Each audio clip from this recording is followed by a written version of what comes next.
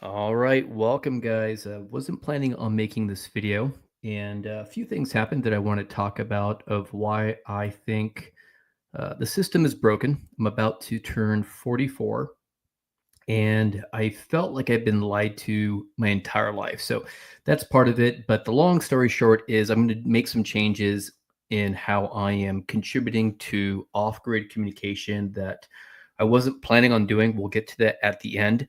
But long story short, if you don't have the attention span, I plan to have everything I write be free and open source. I was going to try to monetize it, especially the areas that dealt with encryption.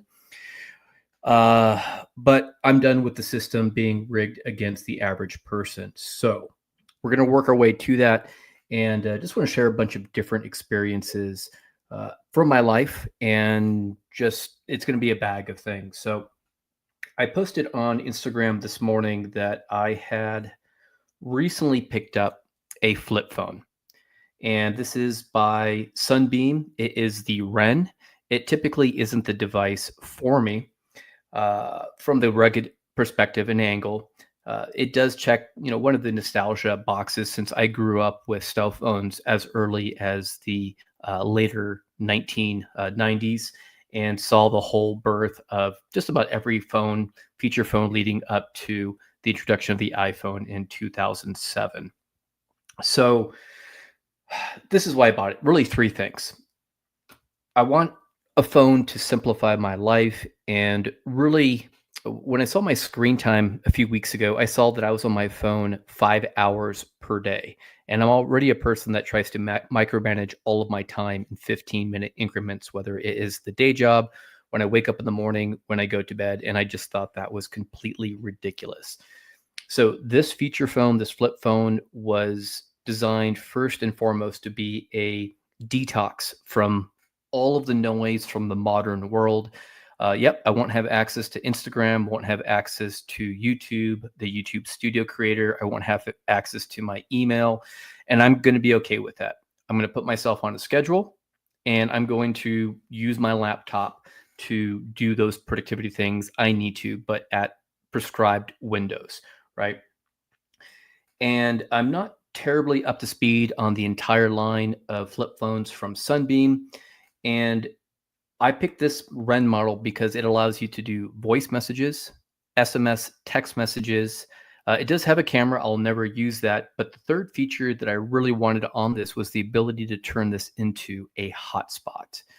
So the idea was I could still carry with me my old iPhone or something like my field notebook, my Panasonic FZM1, and I could enable the hotspot and do those productivity things with it. So those were the three things: voice, text, and hotspot. Now, if you guys are familiar with the early days of the T9 calling, we had to use these numeric keypads, and each one had three or actually four different states it could be in. You have the alpha, or you've got the number itself, like number two, and then in this case, A, B, and C, and then you can go uppercase, lowercase. Now, it had the effect of connecting people in ways that did not require voice. But you also spent a lot of time trying to type because you're going one character at a time. So for me, I'm also looking at it as being a blessing. I already announced to my group this morning that I have switched to a flip phone for the short term, and it's going to limit my ability to do long form text messaging. Again, I want to do this detox. The nice thing is to be able to just throw this in my fanny pack that I go running with, the CCW, the wallet, my water straw, and just hit the trail. So sadly, I found out that this actually is Android based at the heart. I'll want to show you guys that in a little bit here. But the goal of this was not so much privacy as it was to do a detox. And the jury will be out of whether it works. And I was concerned about the rugged construction. You can't see it now because I took it off, but I had covered the USB-C port here with one of my silicone covers. And the thing that really prompted this video was I spent, let me show you guys something here on my screen. I bought music on iTunes when it was a thing many years ago, and most of my iTunes playlist is music I don't listen to for leisure. It is music specifically for my runs. It's techno, it's garbage music, but I love it because I can run incredibly 50 or quickly. In fact, today I ran my first 4:45-minute mile in probably a decade. And it's in part to my playlist. When I listened to when I had hit the play on this, I got goosebumps and an endorphin rush because I used to run on the treadmill every single day for about 15 years while I was consulting. And I would always listen to what I call the running playlist. And it was that thing that would just keep me going. And I would run sustained at about 160 beats per minute. So, really quite impressive. So I wanted to be able to put on this device the offline or make use of the offline MP3 player. And that was a process. So I had purchased, I have more music than this, but this was the techno music I was wanted in particular. So I purchased all of this for 99 cents or whatever it was a few decades back.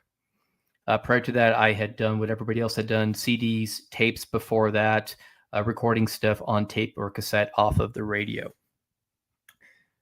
At some point, I also switched over to Google's music services at the time and rebought all of this. So I've already paid for this twice, and I was unable to download it. So I went to ChatGPT. Again, not a big fan of things that are dealing with AI, but I wanted a quick solution of, hey, I've got this Sunbeam Ren. I want to be able to connect the USB, and it gave me the instructions. It's actually kind of cool. I'm going to go plug this in right now for you.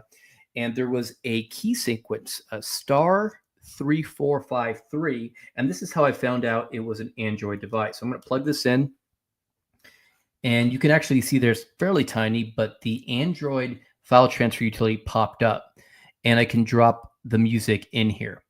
So I had no good way. I don't have any MP3 files anymore outside of something else I'll talk about shortly. And it was an absolute nightmare asking ChatGPT how to get the MP3 or get the music files off of iTunes that I bought years ago or Google. And I was only able to bring over a handful of them that apparently I had actually purchased. And this is the full list out of a few hundred. So deeply annoying. But the cool thing was I was able to switch over here, drop this in my fanny pack. It has a 3.5 millimeter jack, and I was able to go into, let's see here, we'll go into the music player. So really simple feature phone. So not a whole lot in the way of apps. And then go to menu and oops, hit back. Let's do that one more time. Well, that's fun.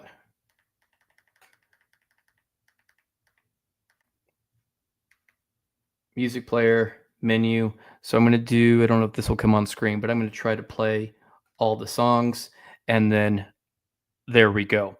And I got to tell you, it was a very liberating experience. Take something that would just take phone calls, text messages, and have a standalone MP3 player. If you guys have never been from that era of Sony Walkman, Sony Discman, it is absolutely a pleasure. And the fact that it took me over 2 hours to get stuff that I thought I had purchased at least twice was an eye-opener. So that's one of the things that I wanted to share with you guys in terms of the system is broken here.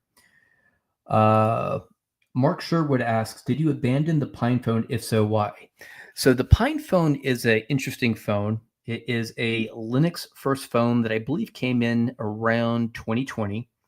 And I bought it because I wanted a phone that had a true Linux experience. And it did. It was a full version. I put a Debian, or a version of Debian Linux called Mobian. And in fact, I was able to run my entire off-grid offline software called MCOM tools. The problem I had with it is that it had really terrible battery life. And there's just no way to have a phone that would run me a couple of hours and have to recharge. I don't know about the battery life on this phone. So that's part of the reason why I killed the Pine phone. It was more of a novelty than anything else. I have two of them. I'm probably going to sell them at some point here, and I'll just post them on the shop.thetechprepper.com at some point because it's just not practical. One other thing that I like about this flip phone, and you guys raise your hands on how many people can do this. There's a little notch here on the bottom, right? And we can pull out the battery. So really great for those people that are more privacy focused and don't want to stick this inside of a Faraday bag, which you should anyhow if you're concerned about anything getting out. But the ability to buy other batteries and replace them yourselves is something I think we need to go back to. Okay, so that was kind of why I bought that flip phone. In practice, I don't think it's going to work out. I did test the hotspot. It is presenting itself as LTE, even though I have a 5G plan, and I was getting about 20 megabits per second and able to pair it with either my Android phone, my iPhone, or my Pixel 9. So the other thing that's actually kind of annoying too is that I had a couple of things here. I have never been a early adopter of tech, and I know that sounds funny being the tech prepper, but my journey with the iPhone was always hand-me-downs. I started with one of the original Android G1, so I guess technically I was an early adopter, and I wanted to do certain things with my phone that iOS did not allow. So my wife gave me her was the 4G, the one that had the glass screen and the bumper. Pretty cool stuff. But since then, I've only had 3 other iPhones, and they were all hand-me-downs, and they were all in the same footprint. One was the iPhone 5, and I've run the Magpul cases on all of them. Then my wife gave me her iPhone 8, probably, this has to be at least 6 years ago. And then I was not going to upgrade because the iPhone 8 still works perfectly fine to do my email and all the things that I do. But I had to go to an iPhone SE from 2022 just to install one application, and that was by a wonderful ham, George, who does Radio Mail and also Packet Commander, and that was it. So I'm kind of disenfranchised and annoyed with iOS continuing to increase these versions of iOS that are this constant moving needle for application developers to have their software on. So it's funny that I spent $150 on a used iPhone 8 prior to this flip phone arriving last week, just so I can run one amateur radio application. Let's see. Brian Wick says, I think you're wise not to be an early adopter of technology. I held on to my iPhone 7 for years until I got the iPhone 14 Pro. Yeah, I would say that certainly is the case, with the exception of the recent debacle I had with the Yaesu FTX 1F, the field model. That was the only time I bought something pretty much brand new. I sold it, I think, within about a week and a half and went back to older radios. I absolutely love the Yaesu FT8 570 and 818. They're just classics from early 2000s, and that's where I'm personally going to say. Looks like we have a few other there in the same camp. Well, a lot of comments here. I wish I had a moderator. Let's see. All right, I've got some more stuff I want to share with you guys. So that's kind of the first thing, was this idea of these phones kind of taking over our lives, and then looking for something that gave me the ability to tether it via hotspot, but then also detox by being very limited in how I could do text messaging, consume media. Like, as it took me 3 hours just to dump a handful of MP3 files on there. But I think it's going to be great for a mental reset. I can't tell you how long I'm going to be using it, but I'm going to try it for at least 1 month, but preferably 3 months, and we'll see how it goes. The other thing I realized too is, where do I want to take this? Let's go back to the system is broken. And I want to share with you guys some stories. So why say a bad word? F the system. Yeah. Here's a comment that just came through on the live chat. Yeah, I'm fed up with the system. So I'm going to just share with you guys a couple of stories. I went to high school from 1996 to 2000. And at that time, we had career counselors that said the only way to succeed in life is to get a 4-year degree. Okay. And at that time, the 4-year degree programs were starting to introduce degree programs that I saw would be inappropriate to actually raise a family and have a life if your goal was to find a job in the marketplace post graduation. So I went into computer engineering, which was a hybrid of computer engineering and computer science, and I racked up a ton of debt. And I wasn't very good as a college student, but I'm really disappointed because almost all of the peers that I went to school with did not do well for themselves. They got degrees in religious studies, in English literature, in psychology, without actually pursuing anything beyond a 4-year degree. So I felt like there was this lie that has been perpetuated, and I have a feeling that's probably even worse today. But I've been out of the game since I left the university more than 20, or actually about 20 years ago. I did a video recently where I talked to you guys a little bit about my recent diagnosis about 18 months ago of ADHD, and it explained so much of why I had such a hard time playing within the confines of the system. Really difficult time in college. And I found just recently reflecting, and this is part of the reason why I'm doing this video, I broke the rules that the system put in place without even realizing I was breaking the rules. And I did a whole lot better. And this doesn't apply to everybody. They're just personal stories. So in 2000, I was living at the dormitory, and I was always very curious about how stuff worked. And at that time, the university was trying to bring in tech very early. And they had student ID card that had two magnetic strips.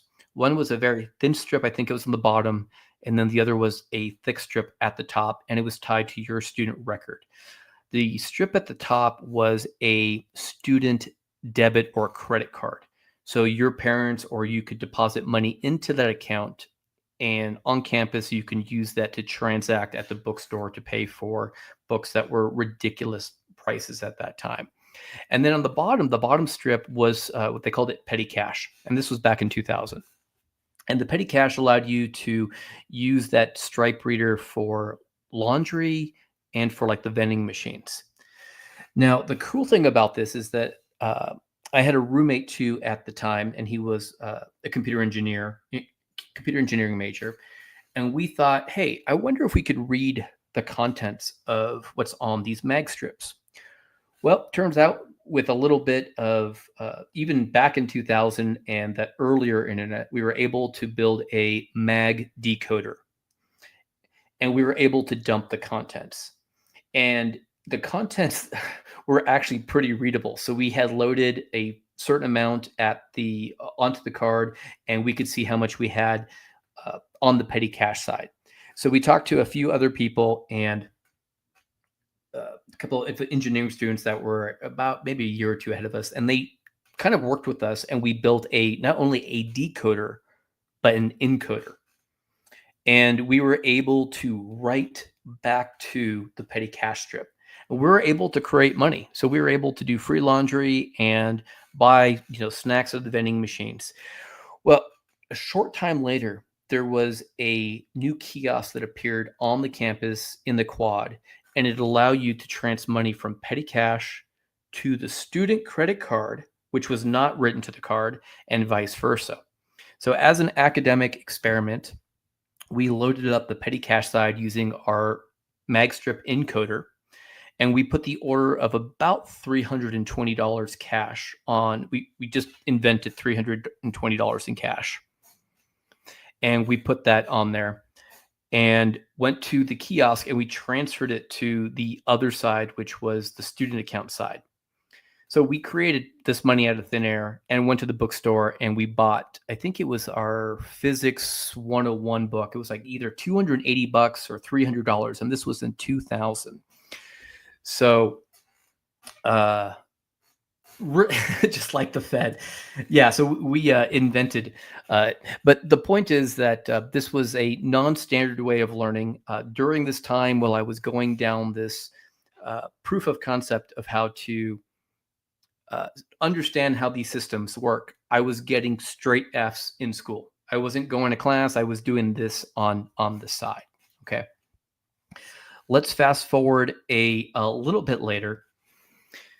I had been working in, everybody says, hey, you need to get a job to pay for your car. I had a 1996 Toyota Tercel that I was paying for. Gas, I think, was maybe $2 a gallon, maybe cheaper than that.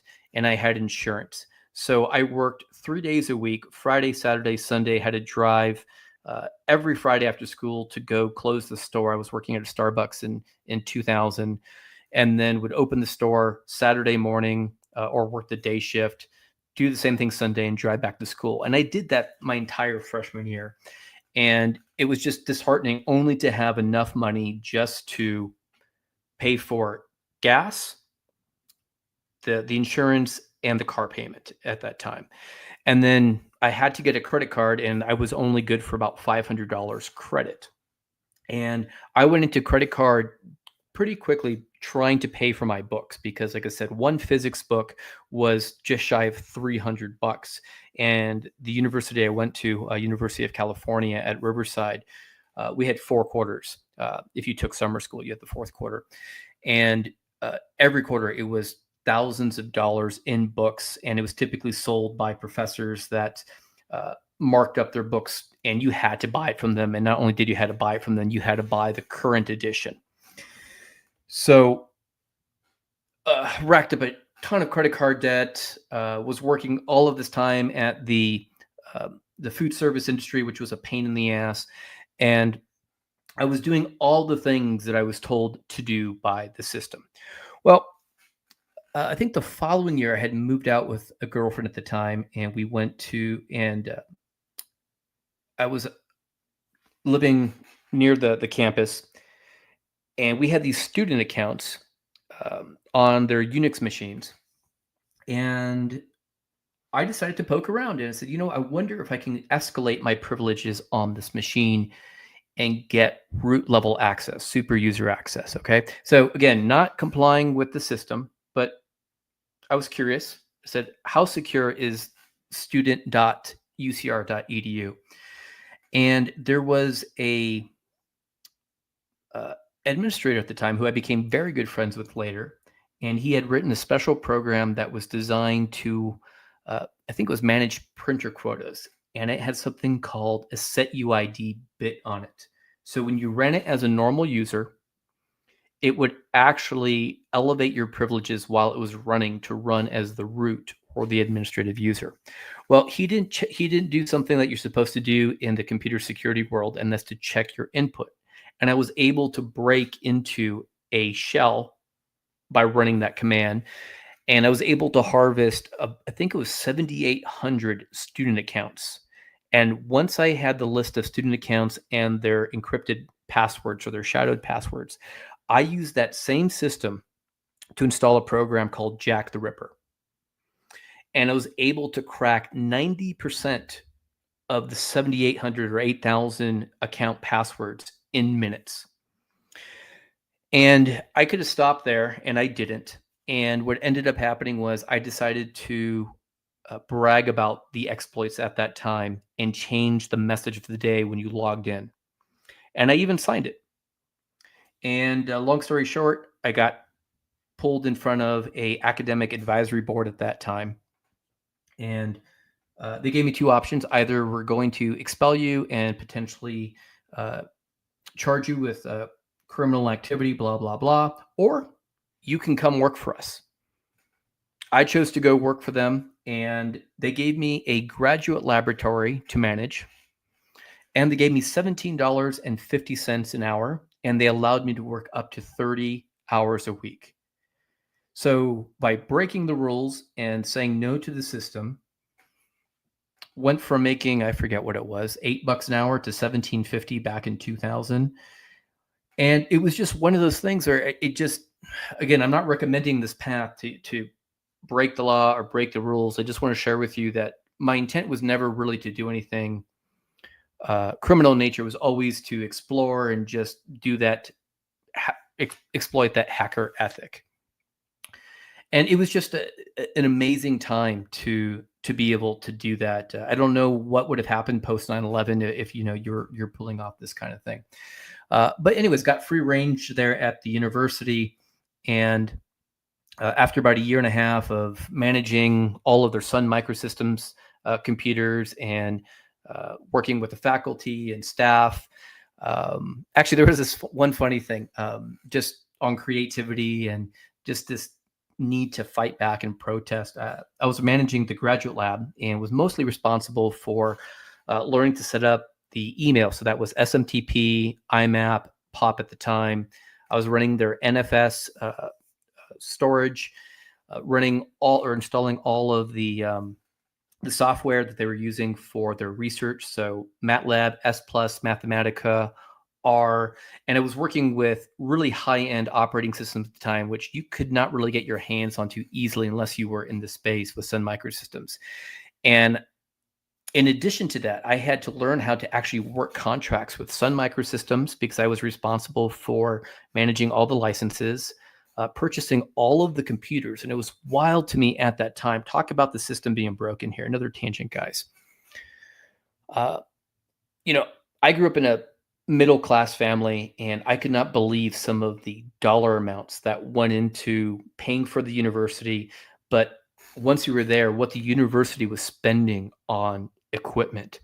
So at this time, Sun Microsystems was the big kind of Unix daddy, and I had the chair of the department come to me one day and saying, "Hey, we have to spend $30,000 in a week. I need you to spend $30,000. So I am 19 years old at the time, running this lab. I have no idea how I'm going to spend $19,000. That was an amount of money that I had could not even imagine spending myself. So called Sun Microsystems and said, "Hey, I need a quote for some Sunblade 2500s." And I think they were something like $8,000 for these quad core boxes. And hey, my buddy Dennis is here. We're mostly doing storytelling here, Dennis. So I called Sun, told them I had $30,000 to spend. And they said, "Oh, great. You're an academic institution. We've got something called the Sun Matching Grant Program. We're going to give you 60% off." So now I had to spend closer to $60,000 plus, just doing really quick math here. And I just could not believe that the world worked this way, that we were an academic institution. You had this company dealing in way overpriced hardware, and then we were getting these huge discounts on top of it to buy more stuff we really didn't need. And I only had a week to do it. So anyways, we ended up redoing the whole lab. I mean, it was a great experience. It just insane. Some of the other things that struck me as the system being broken when I was at that university working in that capacity, mind you, I'm still failing all my classes right now and working 30 hours a week and just enjoying every minute of all of this real world experience, right? That high school counselor I had talked to said, "Hey, what are you doing? You're supposed to focus on your computer science 101 class. Don't talk to the vendors, don't learn how to do this stuff." So I kind of went down a different path and non-compliance there because I was enjoying it more. And I ended up working for a graduate school of management shortly thereafter because there was nothing else to fix at the department I was in. I had done everything, learned everything there was to learn, so I moved on. And at that time, they were doing something with prediction markets. They also had their crazy budgets that a ridiculous amount of grants that I had to go through and spend. And they said, "We want you to set up a graduate laboratory from scratch." So I'll never forget this. The professor at that time who tasked me with this said, "So what's the plan?" I thought about dealing with a company called Steelcase to figure out how to get modular office furniture in there and pricing that out. They wanted to go PCs, so I had worked with Dell, tried to figure out that process. Figured out all of the licensing for Windows. They had some specialized software they wanted. And he told me when we sat down, I thought I had all my stuff in order. And he's like, "Well, how many outlets do you have in the room?" I said, I don't know. He's like, what do you mean you don't know how many electrical outlets there are in the room? What have you been doing? And I'm like, shit, I really don't know what I'm doing here. So I went back and counted all the electrical outlets, figured out how many outlets I needed, found out how to navigate an area of UC called physical plant. And I shit you not, this thing was union only. So you had to go through UC to do work on the buildings. And they were charging, I think it was several hundreds of dollars per outlet to put in.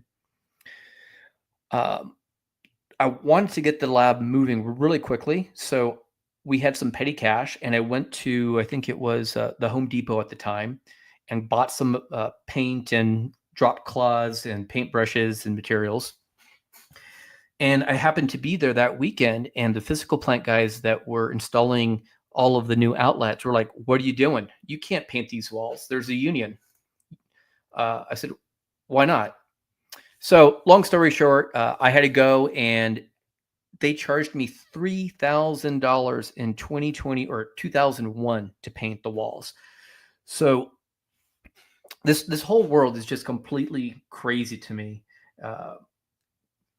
From an outsider, of how the university could have these internal recharging systems, crazy grant money that's being spent. I mean, this is grant money being spent to paint a singular room for $3,000 in 2001. And I'm sure this applies to government across the board. So anyways, after that, I went into big boy consulting. I couldn't deal with the university anymore. And I was introduced to a ton more lies about how the world works. So I did not have a degree. So this imposter syndrome set in, but I had a ton of real world experience, programming, dealing with budgets, dealing with people, dealing with vendors, contracts, the whole shebang. So this company hired me because at the university before I left, I did a project working with a content management system called Vignette. So there was this was right around the bubble about to burst in Silicon Valley. And again, another crazy thing of how I lack my understanding of how the system's supposed to work. So I go into consulting, and everybody I'm working with has a degree from an Ivy League university. Almost all of them have at least a master's, and a handful have PhD. So I am, at least on paper, the dumbest guy in the room, and don't have a whole lot of the skills that were required for this job, other than the fundamentals. But more importantly, the skill that I did have that I didn't realize was the ability to look at a problem and think through it from first principles, because I did not have that formal background in academia where they just break you, where the system has one way of looking at the world, saying you must read these overpriced books, you must buy them from us, we will make a profit, and you will have to regurgitate and get a C or better to get your degree 4 years after this, and then thank you for also paying $20,000 a year in debt, blah blah blah. So everybody else, their parents had paid for their education. They all had high-end cars, Audis, BMWs, and I was still driving my 1996 Toyota Tercel that I had paid for all through high school and into college. So, I remember this. We got deployed. So I had a background in content management, a little bit in an area called enterprise search. And I got deployed in this client in 2008. And the delivery services manager at this time said, hey, I need you to fix your resume. He wanted me to lie. He wanted me to embellish all of these things to make it look like I had a degree. I said, F you, I'm not going to do that. And he wanted all of these things on my resume that I didn't have. He's like, don't worry about this. We're going to send you to a Microsoft Fast search training for 2 weeks. Part of your onboarding to this new company is we told them that you had vacation planned, and they're going to let you take your vacation. So instead of me taking a vacation, I went off to go train for 2 weeks and had to figure this out on my own. So come back first day, there is a what they called a P1 or a priority one outage at this company I was deployed at, where their search system was down. I had only seen this in the 2 weeks of the training class. So all I did was I asked the guy or the team questions saying, what have you done to troubleshoot the issue? And they walked me through it. So I was kind of able to ask more questions and help them think through the issue themselves, and actually ended up solving a problem without even having experience with the system. Well, for the next 3 months, this was my life. I would leave work 6 p.m., go hit the gym for 30 minutes to an hour to decompress, and I would be up till 1 o'clock in the morning studying and learning everything about this system. Then I would wake up, do the same thing for a couple of hours, go hit the treadmill, go to work my day. Did that for 3 months. Well, turns out that all of these people with these high-end degrees, I had already eclipsed them just by really trying to understand how things work at a fundamental level and just pure grit. And in that time, I found that you didn't have to be the smartest guy in the room. You didn't have to have all of these certifications. You just had to have the ability to look at the world in a way that allows you to solve problems. And you just have to be a little bit ahead of the next guy. Fake it till you make it, right? So imposter syndrome the whole way through. And I was able to move up every 6 months with a promotion, and the salary increased and increased. And at that point, I felt like I was finally a team player, finally a peer, and started to get passed over for promotions. I would see all these guys that already had all of the luxuries of having their education paid for at an Ivy League university, already had their cars. A lot of the guys I worked with had their first house paid for by their parents. I just could not even believe this. I mean, we were living paycheck to paycheck, even though we were moving up. And I decided to do something called fence jumping, or I forget what the actual term was. But I decided to go work for the client that I was consulting for. And again, just a wild experience. So my company said, okay, you have to break the contract. You're going to have to pay us $75,000 in order to hire him. And the company did this. And then I ended up working alongside this team for a year or so. Anyways, there was like this old boys club within the organization I was in. There was favoritism, nepotism, all of that stuff. And I realized that, at the level that I was at, it was more important who you knew than what you're able to do. So I'm building up a story here because all of this is not the way I thought the world would work. I always thought you work hard enough and, merits alone, you would do well. So I had this, the director that I was working with, he did not like me for whatever reason, even though we were always delivering, we never had any downtime. And I was just on his bad side. And it was because I did not have that degree. He was friends with all the guys that had the PhDs.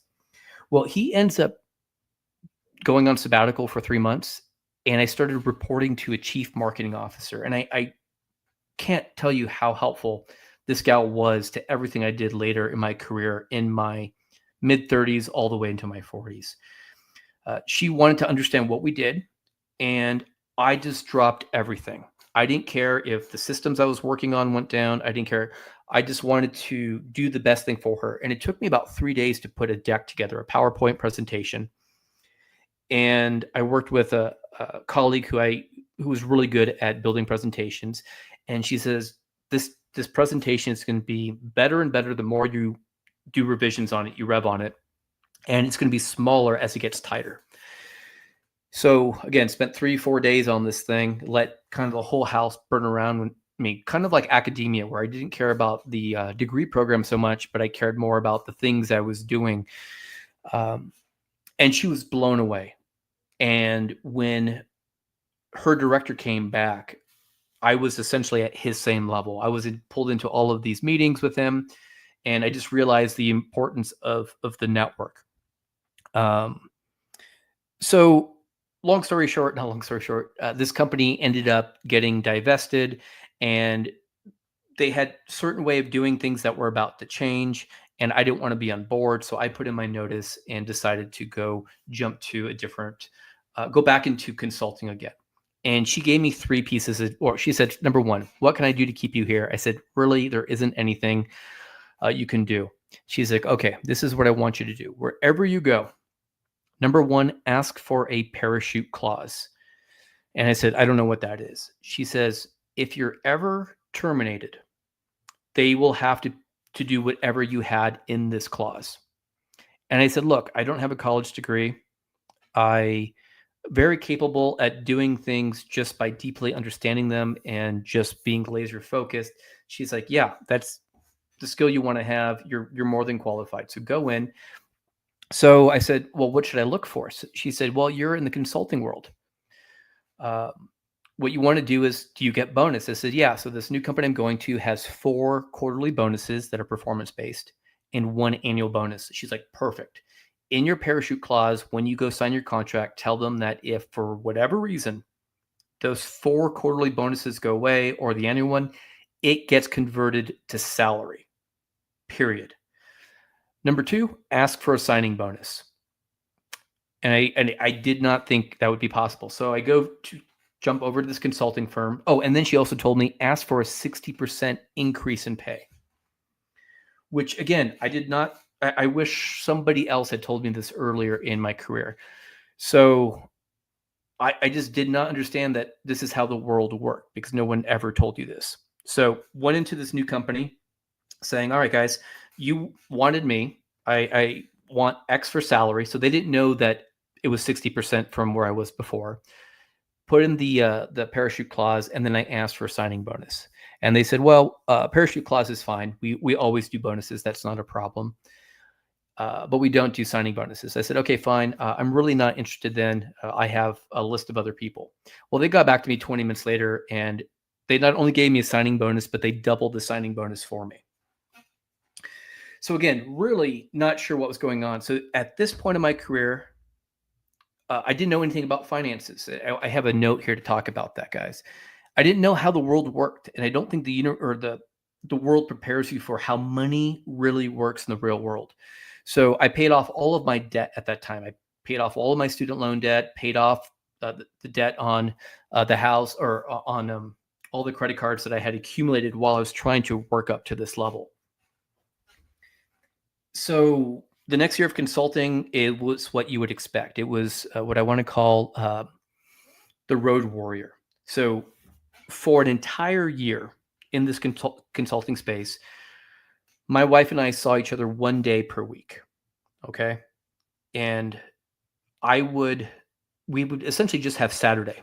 Sunday was a day of doing dry cleaning, doing all of the chores together, doing all the shopping, and getting ready to catch either a red eye Sunday evening so I could fly to the East Coast and be there by 7 a.m. Monday morning, drop off my bags at the hotel, do a 10-hour day of consulting, take the client out to dinner, or actually go for a run after work, take the client out to dinner, come back around 10 o'clock, talk to my wife for 15 minutes, wake up at 3 a.m., go run, study for the client, do the 10-hour day. For 1 year, I did that.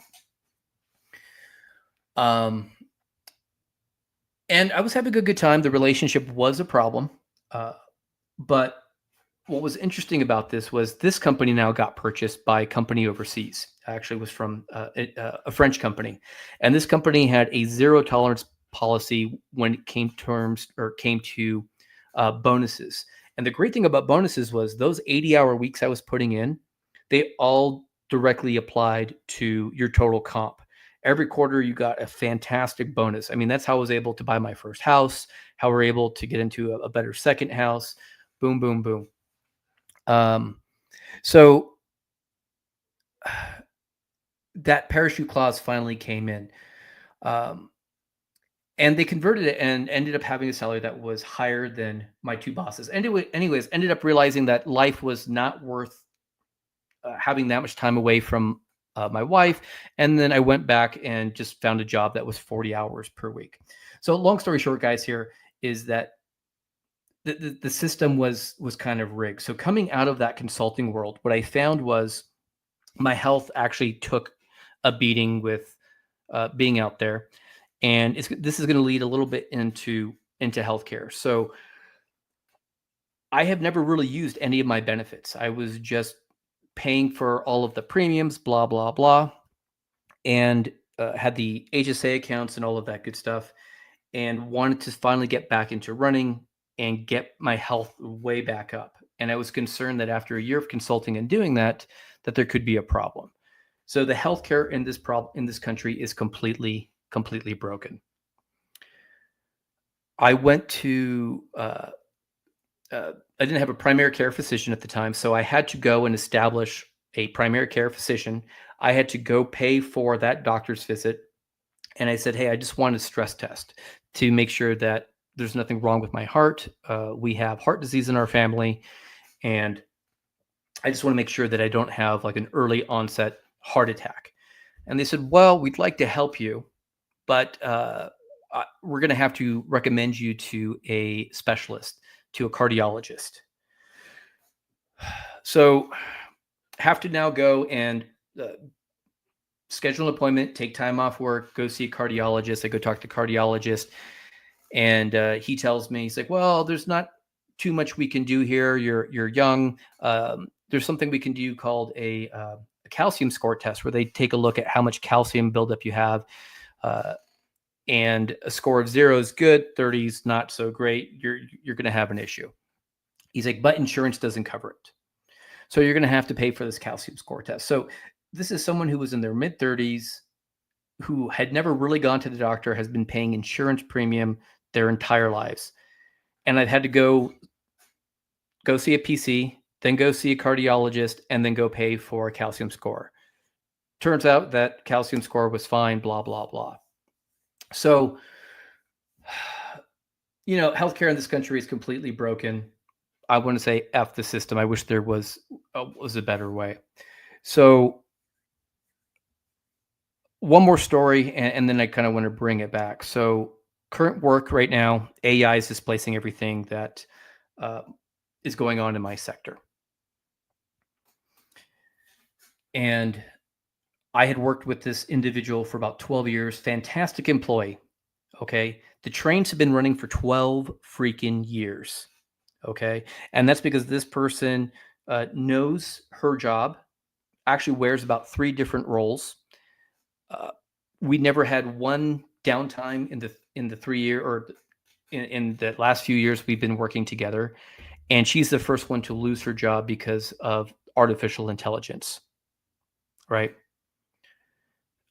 And again, I just don't understand what the heck is wrong with the world we live in. You have the most fantastic employee that has given 12 years of their life. There are no issues. And then all the people that get to keep their job are the ones that are constantly having issues, fixing them, getting promotions, getting raises. Oh, thanks for putting out that fire that you started. So I am done with corporate America, 100% done with corporate America. And it's time right now to take a full stop, take a step back, and focus on family and what matters. So I feel that I owe nothing to corporate America. Corporate America will throw me away as soon as I have no value, or until it's cheaper to bring in someone younger or replace me with AI. And I feel like I want to fight back for the community. I want to use all of this experience I've had over the years, the collective experiences of growing up in the 80s, 90s without the internet. I want to take all of these tech lessons learned, all of the engineering that I've learned, and I want to give back to the radio community and the preparedness community. And I know it took me, I don't know, how long has it been? 49 minutes to get here. So I've been working on some off-grid, offline software called MCOM tools. And in the back of my mind, I have always had the thought of monetizing it. And I am to some extent, in that I am continuing to work on it through the support by the wonderful members on the Buy Me a Coffee site. Okay. But I had always planned to make some of the software that I develop be closed source.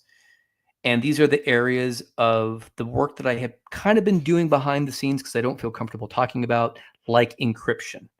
I know how to do encrypted email over radio with no third-party infrastructure. And when I say F the system, I'm going to start bringing software that will start to do things along these lines. Everybody needs to be responsible with what they do with the software. All the testing that I've done with it is on my business FCC frequency where I'm allowed to use encryption. But yeah, I'm just done with the healthcare system, the government, corporate America. The whole system is just rigged. And about the only thing I can do to fight back is to just share what I know and have it be completely open. And to start, I'm going to also start to put, at least on the bulletin board system that are running, a lot of the things that I'm doing that dabble in areas that have to do with ownership, removing DRM from music that you've purchased, audiobooks that you've purchased. And I believe the time is now. Again, I don't want to go out and say it, but we're at a point now where we don't own anything. I think piracy needs to make a comeback, not to steal from the content creators, but to go to a point where we're able to, like, why can't I own a copy of physical media? I bought this copy of Red Hat Linux 5.2 15 years ago. This is old new stock, but I bought the original one in 1997 at a Best Buy for $29, and nobody can come to my house like Bezos and take it away with me. He can't say, well, technically, Mr. the Tech Prepper Man, this copy of Red Hat 5.2 was not a lifetime purchase. We have in our terms of service redefined lifetime to mean 5 years. And we've also redefined buy, own, and purchase to mean you are licensed to use it until we take it away from you.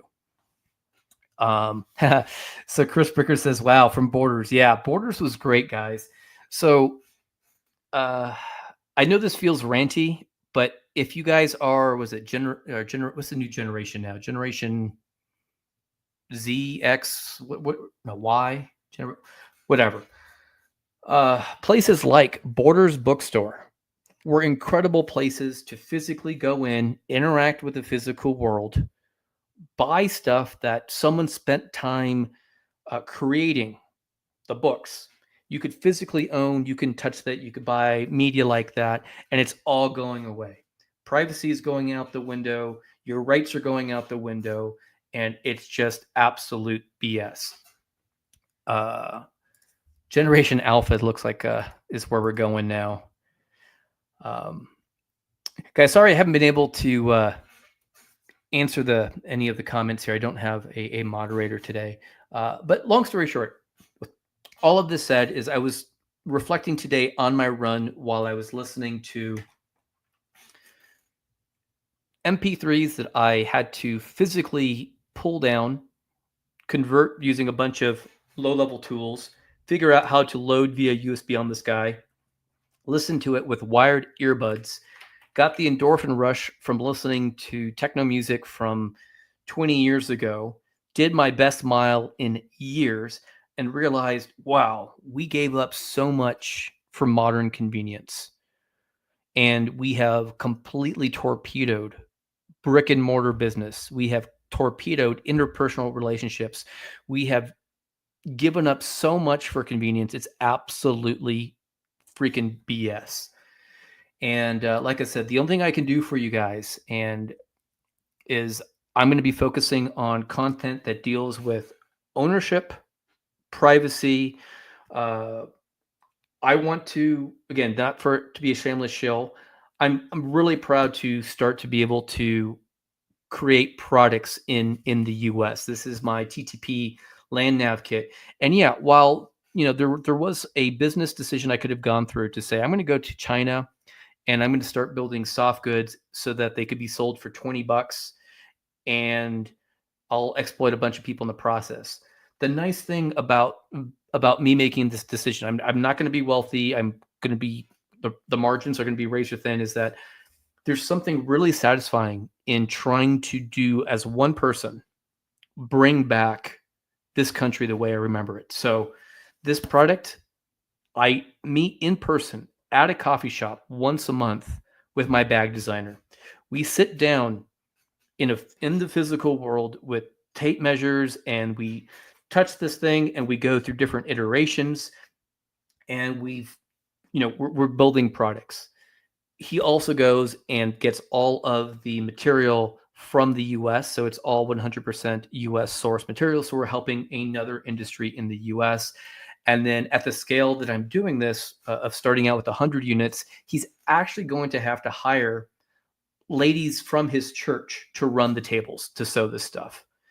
And again, this is not the smart business decision. This makes no business decision whatsoever. But I am just done with the stupid freaking system. I'm done with the Amazons of the world. I am done with lack of ownership. I am done with stuff not being made in this country anymore if you're a US citizen. So that's really all I wanted to share with you guys. And again, my contribution is, I've always been a white collar worker. The most important thing that I have to contribute is the thing between my two ears. And it's going to be a very opinionated method of how I look at the software world. And what I want to do is just kind of show you the type of software that I'm going to be developing. It's all been open source to date, but I'm going to start open sourcing stuff as it comes out that is going to be in that gray area. So let me see if I can do a quick demo here, and then we're gonna call it. And maybe I'll answer a couple questions here at the very end if you guys want to repost those. So let's see. Oh, did I lose my session? Bear with me for 1 minute, guys. I'm going to see if I can show you what I'm going to be doing in the software world for you. And it's going to be very different than what everybody is working on. You might have seen a little bit of this already. Okay. So just off screen, I have a computing device. It's a Dell 7220, and it's designed specifically for off-grid, offline, easy-to-use radio communications, called MCOM Tools Community. The current version that's out there is called R4, and it has plug-and-play support with none of this nerd stuff, and it's all designed to be offline first. You never have to connect it to the internet.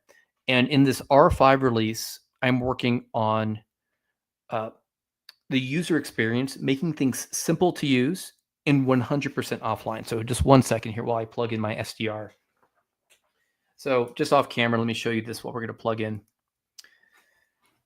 This is a RTL SDR that is put out by ADSBExchange.com, and it's got some cool filters, but this one is specifically designed to work for tracking aircraft, and it even has their 1090 megahertz antenna. That's the frequency in which we can capture from the airwaves the transponder or the beacons that are required by law for all aircraft. And then I've got a little USB cable here. So let me go plug this in.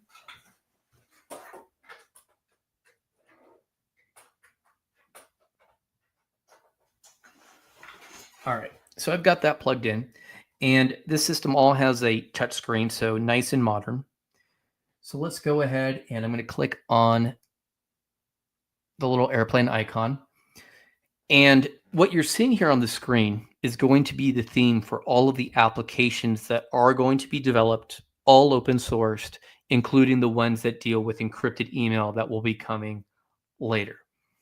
So this is an offline map. There is no connection to the internet. I have built a completely offline mapping server and have pre-rendered for the entire US and Canada all of the images required to see this here. So the map engine is offline. The apps that are going to be coming are all going to have an offline mapping component. There's going to be one that does HF prediction, so that if you're not a nerd and you're not into HF propagation, all you have to do is put in the call sign of the station you want to talk to. It'll do an offline lookup, and will tell you exactly which band and which frequency and what probability of success you're going to have. If you want to do WinLink email, all of those will be indexed offline, and it'll also show you a map. You click on it and it'll tell you what the probability is of getting into that station. Heck, it's even going to tell you if your only concern is sending an email and you don't care how it gets there, it will brute force every WinLink station in the country over HF. So no nerd stuff. Simple to use interfaces, 100% offline. And guys, I get nothing out of this outside of the people on Buy Me a Coffee who want to see products like this succeed. So there's no ads. I'm not spying on you. You build the image yourself. You put it on physical media. You can have that forever. You plug it in, and you never have to connect it to the internet after that image is built. So a few things, because all of the applications that follow are going to follow this model. So right now you can see we've got a bunch of different aircraft on the screen. I can click on, let's say, this guy here, and you'll notice that we've got a little red circle around it. We have in this case, this is the flight number, DAL 366, Delta Alpha Lima 366. We get the flight numbers coming in over the radio. We also get the ICAO24 or hex number here. This number is significant as it allows you to get information from the FAA. And I want to show you that in a second. We get airspeed and altitude. I also get latitude and longitude, but I hid it because it gets in the way of things. The other thing that I'm doing in addition to offline mapping and offline ease of use, we'll click on info. And right now what it's done is it's asked my offline FAA database, which will also be publicly available for free. It'll show you that that is a Boeing 757-251. It shows you the tail number. You get the owner. And there's a little bit of an issue here, bug, but we know that it's from Atlanta, and we can actually see who a little bit more information on the aircraft registration. So let me go ahead and try like Sky over here. It's traveling at 249. We see it on the screen. We'll do info, and we can see that it's a SkyWest Airlines, and it's registered in St. George. There will be some advanced filtering at some point. I want to be able to filter on things like military aircraft that's more significant. I really don't care too much about, civilian or commercial airline flights. Not a big thing. And I want this more as a tool for me to understand and have visibility without the internet of what's going on in the airspace around me.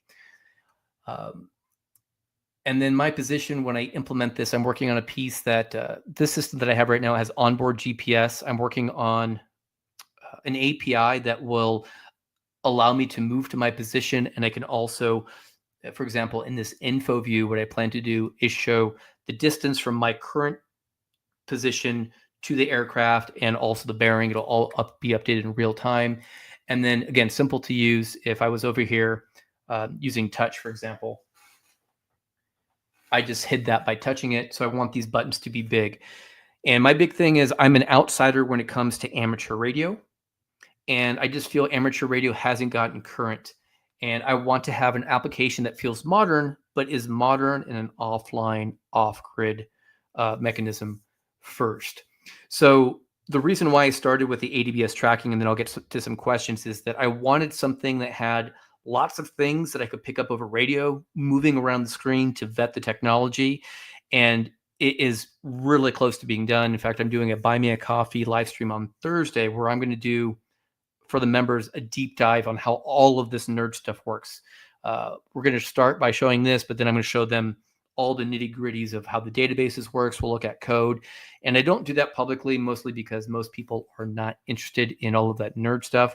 But my goal is to take everything I've learned, that whole journey of all of those experiences of the system being broken, of my curiosity for hacking and trying to figure out a bigger way to build stuff like this. So I felt like the last, since 1997, when I wrote my first game in QBasic, all of this has kind of been a build up to building real off-grid, offline software. And now that I have a lot of these platform pieces in place, it's going to allow me to really move the needle quickly. And again, my promise here is that outside of the support on Buy Me a Coffee, I have zero plans of monetizing this and zero plans of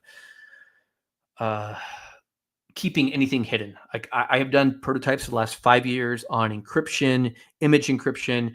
I'm even going to be modifying software out there to do things it wasn't supposed to do. So again, I just ask that you guys be responsible with it. But I'm done with censorship. Actually, the other thing that put this over the top for me, and then I'll answer a question. My wife and I just did a trip to Roswell, New Mexico, and we were in the UFO museum. And I wish I had the picture on the screen here. There was actually censorship by the FCC over a FM broadcast that was getting local reports at Roswell, and the FCC was going to revoke licenses unless they stopped the broadcast. And when I saw that, I said, okay, you've been doing radio, you're an amateur radio operator, you just need to put the information out there. So guys, this is my announcement of I am going to be going more on the gray side of things. We're still going to do the RDF series and all of that stuff, but I want to start to share things to empower the people. And, this is more of a homage or something I want to do for my uncle who passed away. He spent 18 months in a Cuban prison under Fidel Castro for spreading anti-communist propaganda, and, where they had no freedom of speech.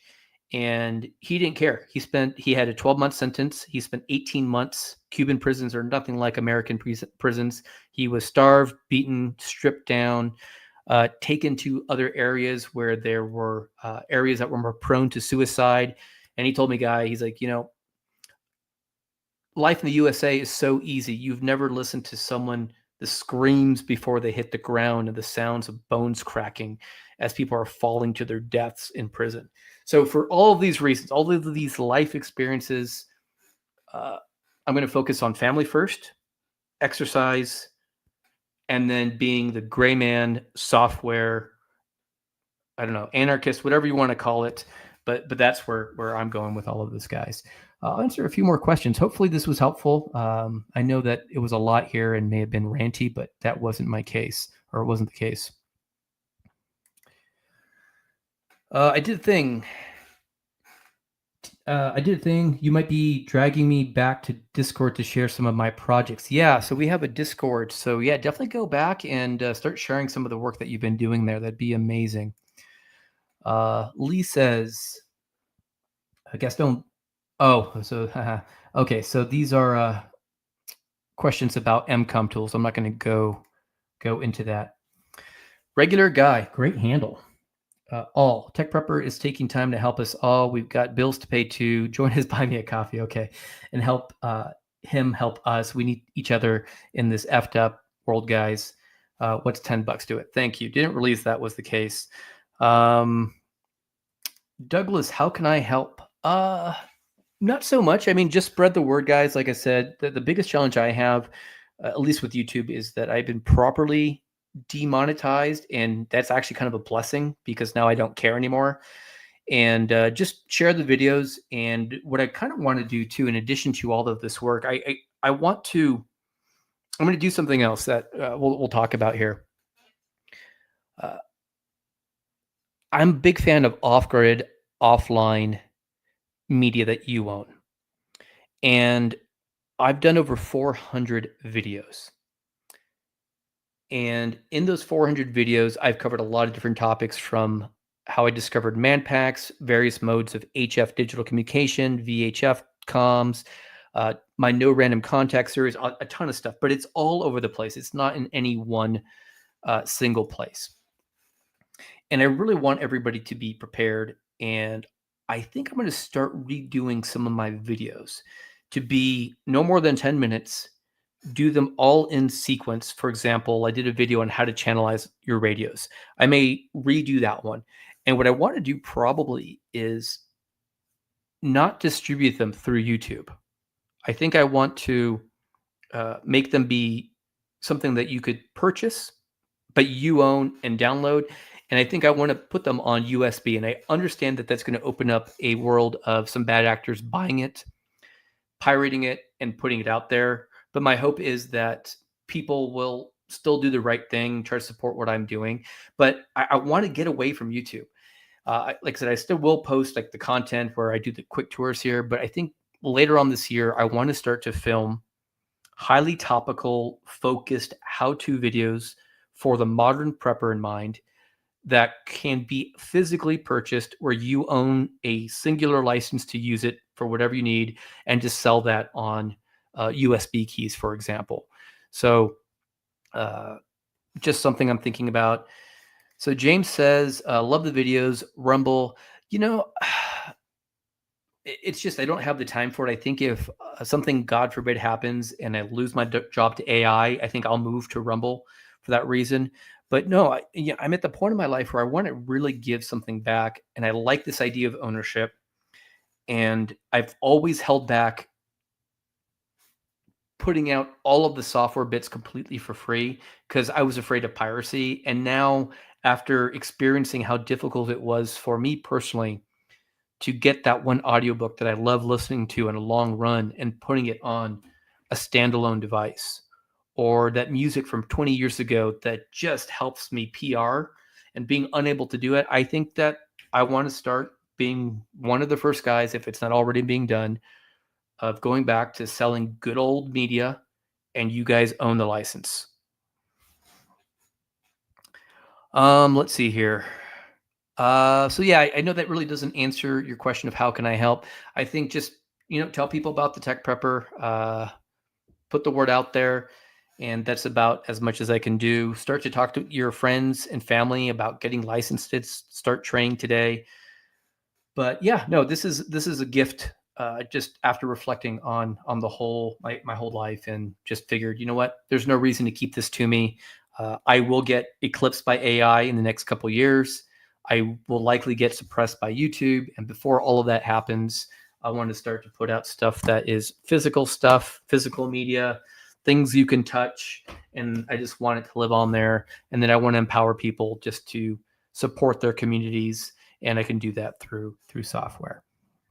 All right, guys. I think I'm going to call this one here. Okay, hold on a second. I got to read this one. It's all in caps. Someone is shouting. William Palmer says, Judgment Day is now here upon all and all nations. I am the will of the Almighty Creator of the heavens and the earth himself. This is probably from some Indian scripture that I'm unfamiliar with. Tor Olson says, yes, this is what the people want.